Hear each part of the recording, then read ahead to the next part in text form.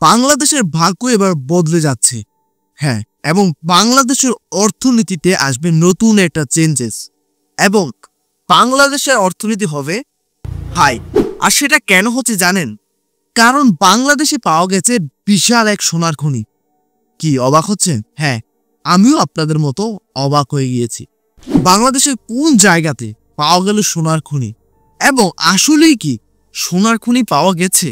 তার সাথে ভিউয়ার্স, বাংলাদেশে কি ধরনের খনি রয়েছে, কি কি খনি রয়েছে, আর সেগুলো কতটা কার্যকর, বিস্তারিত ভিউয়ার্স সবকিছু জানতে পারবেন আজকের ভিডিওতে। হ্যাঁ ভিউয়ার্স, আজকের ভিডিওটা খুবই মূল্যবান, কারণ আজকের সম্পূর্ণ ভিডিওটা দেখলে আপনারা বাংলাদেশের কোথায় সোনার খনি পাওয়া গেছে সেটা জানতে পারবেন। তার সাথে আসলে কি সোনার খনি পাওয়া গেছে কিনা, এবং বাংলাদেশে কিসের কিসের খনি রয়েছে, বিস্তারিত ইন ডিটেলস আজকের ভিডিওতে জানতে পারবেন। হ্যাঁ ভিউয়ার্স, আজকে আমি চ্যানেল ইউনিক ইউটিউব চ্যানেল থেকে আমার একটা ভিডিওর উপর রিঅ্যাকশন দিতে যাচ্ছি। আশা করি আজকে সম্পূর্ণ ভিডিওটা আপনাদের কাছে খুবই ভালো লাগবে। তাহলে চলুন আর বেশি কথা বাড়াচ্ছি না, আপনাদের সঙ্গে একসঙ্গে মিলে সম্পূর্ণ ভিডিওটাকে দেখে আসি। Let's start. নতুন খনির সন্ধান পেয়েছে বাংলাদেশ। তাহলে কি এবার বাংলাদেশের ভাগ্য পাল্টে যাবে? বন্ধুরা, বাংলাদেশে প্রাকৃতিক সৌন্দর্যের পাশাপাশি প্রচুর পরিমাণে খনিজ সম্পদ রয়েছে। এই দেশেও গ্যাস, কয়লার মতো খনিজ সম্পদ রয়েছে। সেই খনিজ সম্পদের তালিকা বৃদ্ধি করার লক্ষ্যে একের পর এক খনিজ সম্পদের সন্ধান করে যাচ্ছে বাংলাদেশের বিভিন্ন সংস্থাগুলি। আপনারা জানেন, কিছুদিন আগে সিলেটে জ্বালানি তেলের খনি পাওয়া গিয়েছে। সেখানে প্রতিদিন কোটি কোটি টাকার তেল উত্তোলন করা হবে।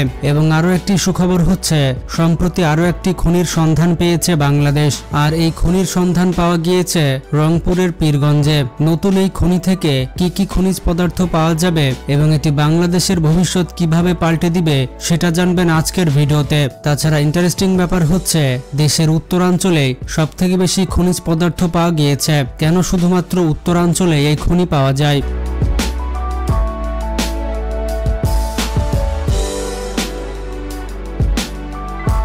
বন্ধুরা, যেমনটা জানেন, বাংলাদেশ পৃথিবীর একটি বদ্বীপ রাষ্ট্র। এই দেশটি বঙ্গোপসাগরের তীরে অবস্থিত। এই দেশটিকে বলা হয় সুজলা সুফলা শস্য শ্যামল দেশ। বাংলাদেশের সৌন্দর্যের শেষ নেই। নদী, নালা, হাওর বাওর এবং বিলে ঘেরা একটি দেশ হচ্ছে বাংলাদেশ। এই সুন্দর বাংলা যেন এক এক সময় এক এক রূপে ধরা দেয়, যার কারণে 6 ঋতুর এই দেশকে আদর করে রূপসী বাংলা বলা হয়।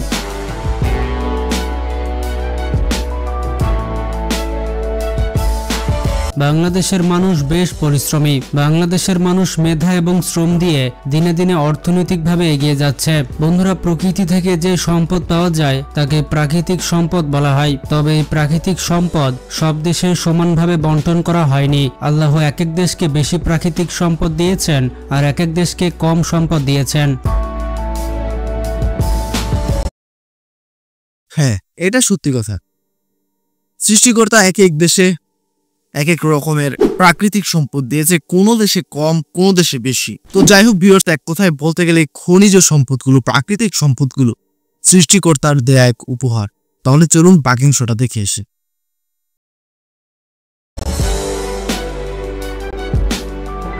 আর বাংলাদেশ এমন একটি দেশ যার প্রচুর প্রাকৃতিক সম্পদ রয়েছে, তবে সেগুলো আহরণ করতে পারে না। প্রাকৃতিক সম্পদ যে কোনো দেশের জন্য আল্লাহর রহমত স্বরূপ। মধ্যপ্রাচ্যের আরব দেশগুলোর মতো বাংলাদেশে অত বেশি খনিজ পদার্থ নেই। তবে বাংলাদেশের মাটিতে রয়েছে গ্যাস, কয়লা, বিভিন্ন ধরনের জ্বালানি তেল, চুনাপাথর, ইউরেনিয়াম এবং কাঁচ বালি। এই সকল বিভিন্ন খনিজ সম্পদ দেশের বিভিন্ন জায়গায় ছড়িয়ে ছিটিয়ে রয়েছে। বাংলাদেশের বিভিন্ন জায়গায় নতুন নতুন গ্যাস ক্ষেত্র আবিষ্কার হচ্ছে। এমনও জায়গা রয়েছে যেখানে নিজে নিজে গ্যাস বের হয়ে যাচ্ছে এবং প্রতিনিয়ত গ্যাস বেরোতেই আছে। সম্প্রতি বাংলাদেশের মাটির নিচে তেলের খনির সন্ধান পাওয়া গিয়েছে। এটা কথা না বলে পারছি না, আসলে জ্বালানি তেল যেটা খুবই গুরুত্বপূর্ণ। দেশের যানবাহন এবং অনেক যন্ত্রপাতি রয়েছে, অনেক মেশিন রয়েছে যেখানে এই জ্বালানি তেল ব্যবহার করা হয়। তো যাই হোক ভিউয়ার্স, এই জ্বালানি তেল যদি বাংলাদেশের কাছে মজুদ থাকে তাহলে বাংলাদেশের অর্থনীতি অনেকটাই এগিয়ে যাবে, অন্য দেশ থেকে আর আনতে হবে না। তো যারা আমার ভিডিওটা বাংলাদেশ থেকে দেখছেন, অবশ্যই আমার কথাটা রাইট নাকি রং অবশ্যই কমেন্ট সেকশনে জানিয়ে যাবে। তাহলে চলুন বাকি অংশটা দেখে আসি।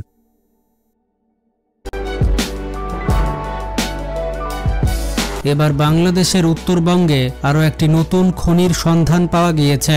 রংপুরের পীরগঞ্জে একটি নতুন খনির সন্ধান পাওয়া গিয়েছে।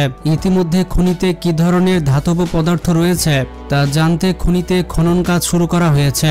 এর জন্য সেই এলাকাতে বসানো হয়েছে অত্যাধুনিক সব বড় বড় মেশিন। এই খনিতে খনন কাজ দ্রুত গতিতে এগিয়ে চলছে। বলতে গেলে এখন শুধুমাত্র উত্তোলনের অপেক্ষা।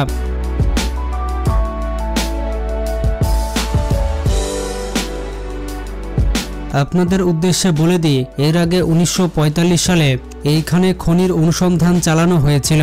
এরপর 1974 সালে দিনাজপুরের এই অঞ্চলে অনুসন্ধান চালিয়ে পাওয়া যায় মূল্যবান গ্রানাইট পদার্থ। 1994 সাল থেকে প্রতিদিন এই খনি থেকে উত্তোলন করা হচ্ছে 5,500 মেট্রিক টন গ্রানাইট পাথর। এরপর আবার 1985 সালে এই জেলাতে আবিষ্কার হয় দিনাজপুরের বড় পুকুরিয়া কয়লার খনি, যেখানে প্রায় 39,000 কোটি মেট্রিক টন বিশাল পরিমাণ কয়লার মজুদ রয়েছে। বড় পুকুরিয়া ছাড়াও এই অঞ্চলে বেশ কয়েকটি কয়লার খনি রয়েছে।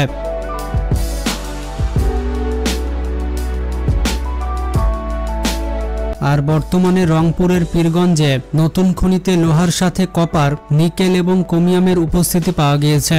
এমনকি এই খনিতে লোহার সাথে সোনার দেখাও পাওয়া যেতে পারে বলে জানিয়েছে জরিপের লোকেরা। আর যদি তাদের কথা অনুযায়ী এমনটা হয়ে থাকে, তাহলে রংপুরের পীরগঞ্জে দেশে প্রথমবারের মতো পাওয়া যাবে সোনার খনি। খনির গবেষকেরা বলেছেন এই খনির বেসমেন্ট অনেক বেশি হাই, তাই এখানে স্বর্ণের মজুদ থাকাটা অস্বাভাবিক কিছু নয়। এর আগে পৃথিবীর অনেক বেসমেন্টে এরকমভাবে বিপুল পরিমাণে সোনা পাওয়া গিয়েছে। আর সে সকল খনিতে আমরা যে স্বর্ণ ইউজ করি সেই সকল স্বর্ণ কিন্তু পাওয়া যায় না। এই সকল খনিতে পাওয়া যায় কাঁচা সোনা, অর্থাৎ এই রকম কাঁচা সোনা পাওয়া যায়। আর এই কাঁচা সোনাকে পরিশোধিত করে পরে স্বর্ণ অলংকার তৈরি করা হয়।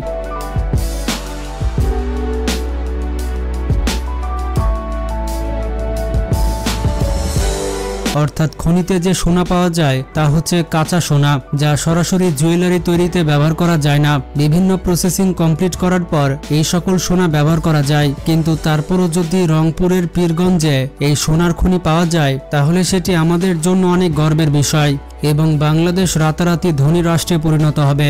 ইতিমধ্যে বাংলাদেশের সিলেটে আমরা তেলের খনি সন্ধান পেয়েছি, যেখানে কোটি কোটি লিটার গ্যালন তেল রয়েছে। এই তেল যদি বাংলাদেশ সরকার সঠিকভাবে উত্তোলন করতে পারে এবং এই তেলের যদি সুষ্ঠু ব্যবহার করা হয়, তাহলে হয়তো বাংলাদেশ আগামী কয়েক বছরের মধ্যে পৃথিবীর অন্যতম ধনী রাষ্ট্রে পরিণত হবে। রংপুরের পীরগঞ্জে যদি এই সোনার খনি পাওয়া যায়, তাহলে এটি বাংলাদেশের জন্য গেম চেঞ্জার হয়ে যাবে। তখনই গেম চেঞ্জারে পরিণত হবে যখন এটির সঠিক ব্যবহার করা যাবে। বন্ধুরা, আপনাদের জেলায় কোনো খনি আছে কিনা তা কমেন্ট করে জানান। ভিডিওটি ভালো লাগলে বেশি বেশি শেয়ার করতে পারেন। ভালো থাকবেন, টেক কেয়ার। তো ভিউয়ার্সরা, সম্পূর্ণ ভিডিওটা তো আপনারা দেখতে পেলেন। আশা করি আপনারা বিস্তারিত সবকিছু জানতে পেরেছেন এবং বুঝতে পেরেছেন এবং দেখতে পেরেছেন। দেখুন, ইতিমধ্যে বাংলাদেশের কাছে অনেকগুলো খনিজ সম্পদ রয়েছে, প্রাকৃতিক সম্পদ রয়েছে, যেগুলো থেকে কিন্তু বাংলাদেশের চাহিদা অনেকটাই পূরণ হচ্ছে। কিন্তু রিসেন্টলি এসে দুইটা খনি পাওয়া গেছে। একটা হলো তেলের খনি, জ্বালানি তেলের খনি, আর অন্যটা হলো খনির মধ্যে স্বর্ণ আছে, এটা গবেষকরা বলছে। এখনো পর্যন্ত পুরোপুরি খনন করা হয়নি বা পুরোপুরি চেক আউট করা হয়নি।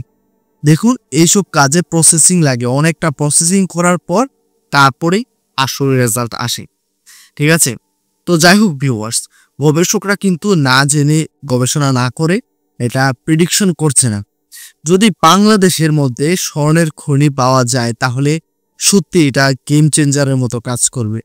এবং যে তেলের খনিটা ইতিমধ্যে পাওয়া গেছে, সেটা যদি সঠিক ব্যবহার করা যেতে পারে, তাহলে বাংলাদেশকে উন্নত করার হাত থেকে কেউ দমাতে পারবে না। বাংলাদেশ রাতারাতি উন্নত হয়ে যাবে, বাংলাদেশ ধনী রাষ্ট্রে পরিণত হয়ে যাবে। হ্যাঁ, কাতার, দুবাইয়ের মতো রাতারাতি ধনী হয়ে যেতে পারবে।